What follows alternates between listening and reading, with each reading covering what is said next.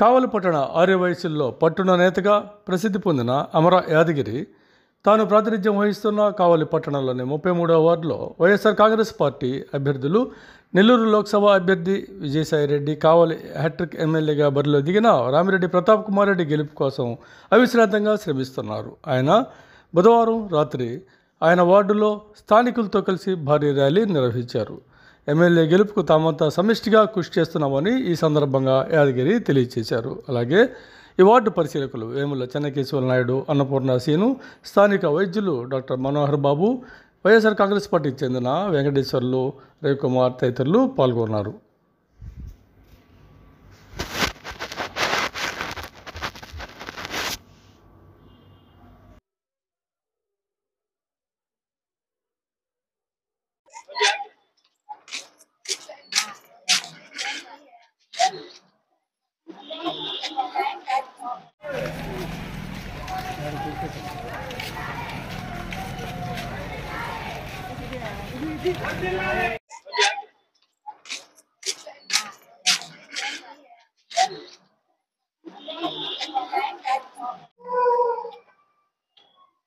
జగన్ ఎందుకు ఓటు వేయాలా అనే టాపిక్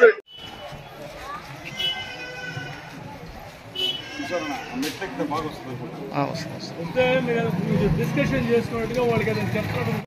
అందరూ ఇటుండండి, ఇటువంటి గోడ సైడ్ రాండి అందరూ. పామ్మాయి వరప, పామ్మాయి పరమేశ్వరిప, పామ్మాయి చిచ్చిలప,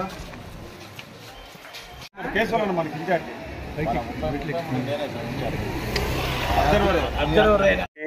మహా న్యూస్ వారికి, ఇతర ఛానల్స్ వారికి ధన్యవాదాలు.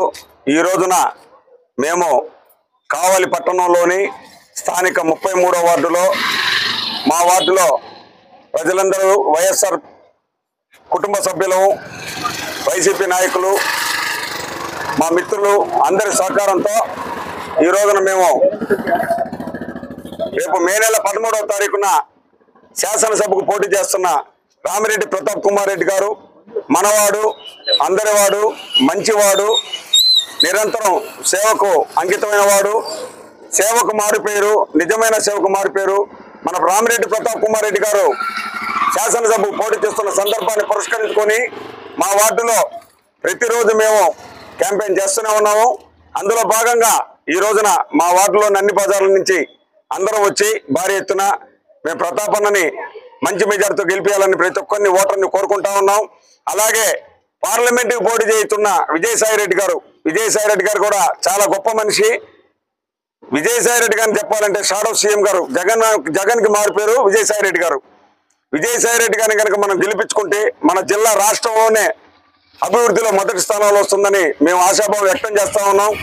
ప్రతి ఒక్కరూ మీ విలువైన, పవిత్రమైన, అమూల్యమైన ఓటును మన శాసనసభ్యుడు రామిరెడ్డి ప్రతాప్ కుమార్ రెడ్డి ఫ్యాన్ గుర్తుకే వేసి మంచి మెజారిటీతో 3వసారి కావలి శాసనసభకు ఎన్నికయ్యేలా చూడాలని చెప్పి మేము ప్రతి ఒక్కరిని కోరుకుంటున్నాం. ఈ కార్యక్రమంలో పాల్గొన్న మా వైఎస్ఆర్సీపీ కుటుంబ సభ్యులు ప్రతి ఒక్కరికి పేరు పేరున ఈ సందర్భంగా మేము ధన్యవాదాలు తెలియజేస్తా ఉన్నాం.